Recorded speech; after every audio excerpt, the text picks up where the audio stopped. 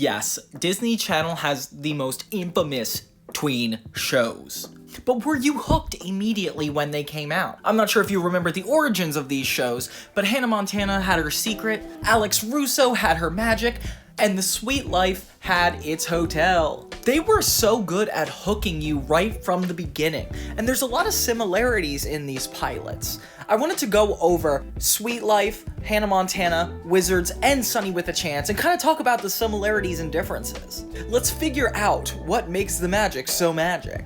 What's up, everybody? It's Johnny 2000. Okay, everybody, I've got 4 pilots lined up for you. Let's figure out together what makes a Disney pilot so unique and how the best shows have done it. First, let's start with Sweet Life. Episode 1, the pilot, Hotel Hangout. Zack and Cody recently moved into the Tipton Hotel and are struggling to fit in at their new school. Twins are having a hard time making friends and feel out of place, but they eventually befriend Max and Tapeworm, 2 other students who are also kind of unpopular, but the twins still feel like outsiders. Meanwhile, Mr. Mosby, the manager at the Tipton, is having difficulty managing the hotel's usual antics. All this stuff is free. Free for our guests who spend $2,000 a day. Do you have any hummus? Especially when it comes to specifically London Tipton, who is a spoiled daughter of the hotel owner, and Maddie Fitzpatrick, who's the hardworking candy girl. The twins' luck changes when they meet Drew, one of the most popular boys in school. Drew's immediately intrigued when he learns that Zack and Cody live in a luxurious hotel. Continues to struggle with London's lack of interest in learning, despite Maddie's best efforts as her tutor. I don't think it's gonna work. Why not? He loved your outfit. But I didn't like him. Didn't you like his outfit? We learn that Maddie and London are actually polar opposites, but London does have insight, and Maddie starts to learn that London has just as many skills that she wants to develop, like trying to like boys. Maybe we'll, come over and hang out. You wanna hang out with us? Of course he does.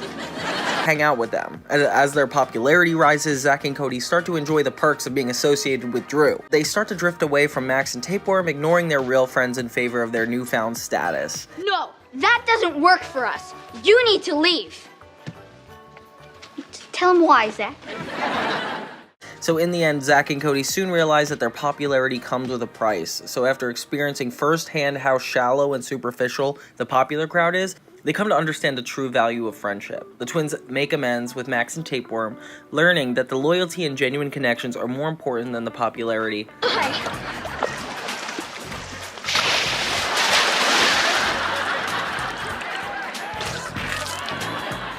So not a bad first pilot. We definitely understand immediately the stakes. We kind of know what's special about the world. Mr. Mosby's really funny, Maddie is really relatable, and London's really selfish. Within the first 20 minutes, we do manage to care about everyone. It's quirky, it's funny, and Dylan and Cole Sprouse are just, like, adorable. I definitely think this is the youngest start to a Disney Channel show. Like, I think Hannah Montana started out at least in 8th grade. Meanwhile, Zack and Cody don't get to high school until, like, the last season. It makes me feel like Max and Tapeworm are supposed to be a bigger part of the series immediately, but they're very quickly brought off the show. I can only imagine, since they've had such an excessive amount of characters already, like, obviously you can't dive into some of them. Zack and Cody's personalities are so distinct and funny, and you immediately know it's a buddy comedy. But yeah, that's Sweet Life. Now let's check out Hannah Montana. See, this pilot's interesting, because you would have expected the first episode of Hannah Montana to be about her getting the wig or realizing she likes singing, but this is all just a part of the world already. Our pilot is a little bit different.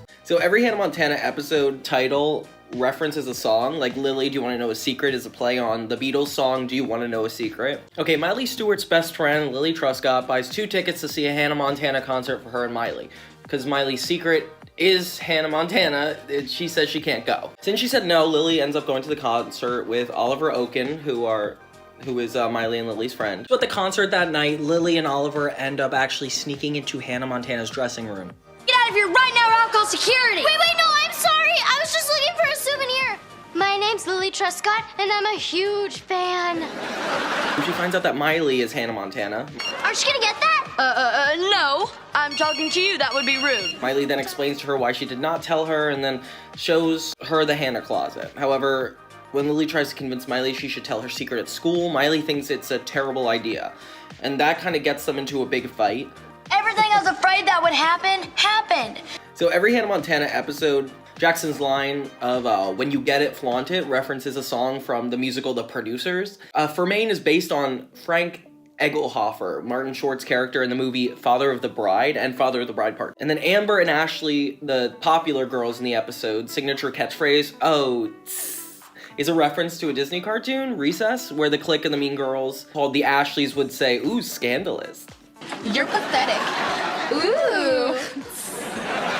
As we move over to the pilot of Wizards of Waverly Place, I'm going to tell you some surprising things. Directed by Fred Savage and written by the writer of the show, Todd J. Greenwald, who also wrote a couple episodes of Hannah Montana, we have the crazy 10-minute sale. In the beginning, Alex Russo is eager to attend the crazy 10-minute sale to get a jacket she's had her eye on. However, her dad, Jerry, refuses to let her go because she has a wizard lesson that day. Determined to make it to the sale, Alex uses the Ejbono Utusis spell to duplicate herself. She sends her clone to the wizard class to fool her parents, but the clone ends up glitching and barking like a dog. Alex sneaks off to the sale with a plan to find the jacket before her rival, Gigi Hollingsworth, can get her hands on it. During the sale, Alex's plans are thrown off when she realizes her mom, Teresa, is also at the store, and Gigi has hidden the jacket.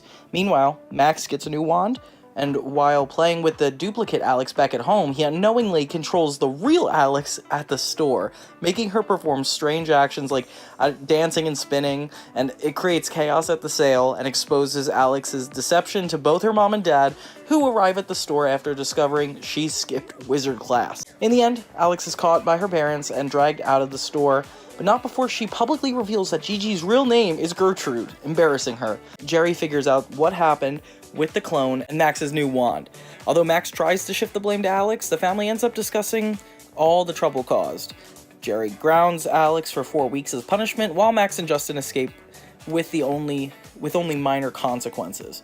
The episode ends on a humorous note when Jerry asks Alex to duplicate him so he can multitask between watching the game and spending time with his wife. Yeah, you could tell that the guy who created the show worked on Hannah Montana because they know exactly where they want to start with the secret. It's between the family. None of the people in Alex's life know she's a wizard. We get to see a new spell, a new wand, and magic immediately right off the bat. I consider this a really gripping pilot. Like, I want to see more spells. I want to see Alex slacking off again. Like, this feels a lot more character-driven than Hannah Montana sometimes. Okay, now for our final pilot, I want to go over a more modern one. One of my personal favorites from when I was little, Sonny with a Chance.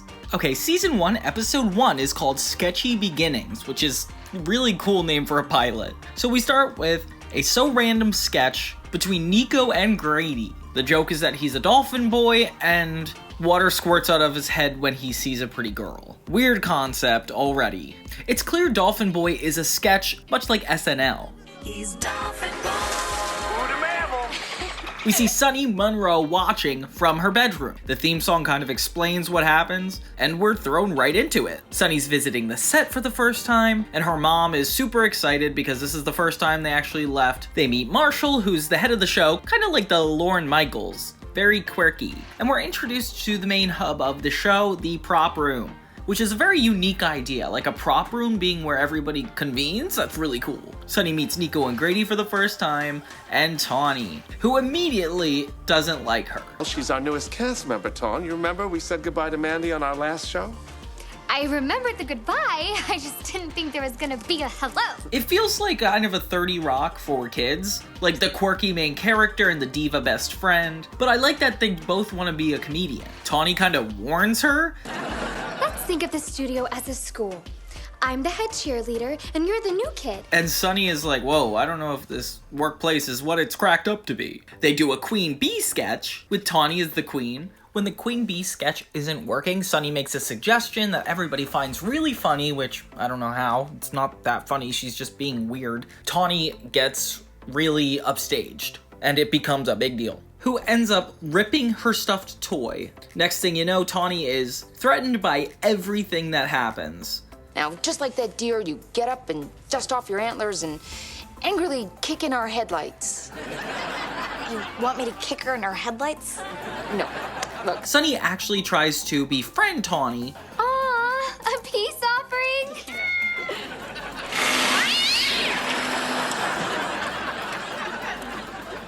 Well, now it's a million peace offerings. And Sonny accidentally burns her hand. Oh, so things cannot get worse between them, and Marshall has to take care of it. I don't, and let's see how funny it is without me. But I can't do the sketch without you. But Sonny finally stands up to Tawny, kind of like a metaphor for getting used to this new place, where she's like, you know what, I'm gonna make this place my own type energy. Next thing you know, the Sis Boom Buzz sketch is Demi rapping about the Queen Bee, and there's no way that was the entire show. Okay, people, great show. Tawny and Sonny briefly make up, but it's clear that this is going to be an ongoing issue. And the pilot ends with Sonny taking one last look into the prop room, placing down a new prop from the Bee sketch. Sonny with a Chance is a pretty good start. You get to hear about this unique, quirky girl that kind of wants to be a comedian. She gets the chance of a lifetime, clearly, and the pilot focuses on the jarring transition from hometown to show business. You know, it's not every day and I hand my beautiful daughter over to show business. Unlike other shows like show business, like Hannah Montana, Naked Brothers Band, Jonas, Sonny kind of focuses on like the cultural landscape, which is very unique in that genre. Looking back, I probably like it because I idealized a world where I could be on set all day making funny videos. But the reality of this show is that everybody's kind of like a stereotype of a wacky character, and the only thing grounding it is Demi's authenticity at the role. Are you shredding fan mail? Not mine. It feels endearing, but you don't know why. And for some reason, this was like one of my favorite shows at this age. It feels more like a Nickelodeon pilot than I feel like a Disney Channel pilot even. Sis Boom Buzz! Sis Boom Buzz! Like Sweet Life of Zack and Cody didn't move into the hotel in the pilot. It was more about them using the hotel as a way to be popular in school. Hannah Montana is kind of the opposite of this, where this girl has a secret about being famous and just doesn't tell anybody. But it's more about the interpersonal relationships and how it changes her life to be famous around her friends and her father. And Wizards is, of course, more fantasy, where we don't get to see them become wizards, they just kind of are at the beginning of the show. Yeah, so Sonny's walking into this. It's the first Disney Channel pilot in a while to kind of put us at the same POV of the main character, where I feel like I'm learning about So Random too. Then I guess, just like Putty, the sketch is no longer with us.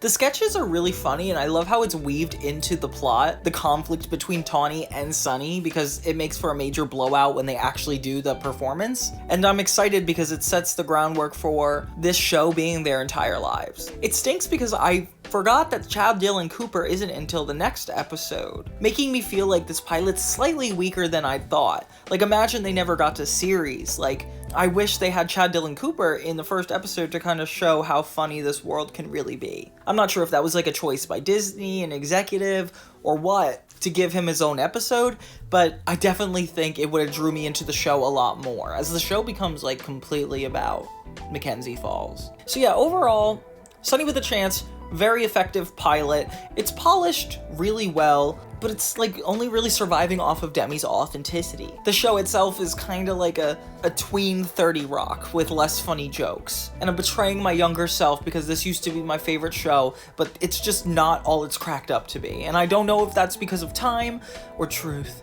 But I don't know, what do you guys think of the Sonny with a Chance pilot? So yeah, those were all the beginnings of some of the most popular Disney Channel shows ever. The idea of a pilot is to be a really effective start to a story that would keep you watching for multiple episodes, seasons on end. Do you feel like all of these back-to-back did a good job? Like, take the entire series out of your mind for a second. Imagine it's 2004, 5, 6, 7, I forget which ones, and you've not seen any of these shows. This is the first and only thing you've seen. Do you think it does a good job? For me, I loved all of them. Sweet Life was a little bit more boring to me, but I might have came into Disney Channel a little too late on that one. In terms of character, I think the best pilot would go to Hannah Montana because the interpersonal relationship between Miley and Lily driving the entire plot. Like, Miley comes from an authentic place of not wanting to lose her friendship, not wanting to lose her life due to this humble act of keeping her fame a secret, as well as trying to live a normal life. We immediately deal with something that any one of us could deal with, and that's why I think it deserves to be the best character-driven pilot. Meanwhile, the best ensemble show is definitely Sweet Life. Like, they juggled so many characters, explaining all of them in just their first couple lines.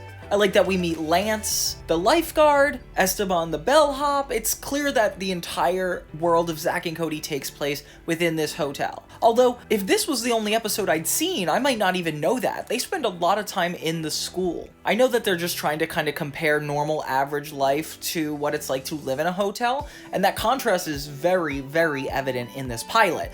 But I wouldn't know that most of these episodes take place in the hotel. I couldn't imagine telling myself, hey, this entire show takes place there. But you know what? It makes sense, and I would be excited to see it, considering all these actors. Then, of course, the best plot-driven episode is Wizards of Waverly Place. I mean, of course, it's a fantasy, we really want to know what happens, but the entire episode is more about telling a story instead of showing it. The characters are merely a side plot to the magic.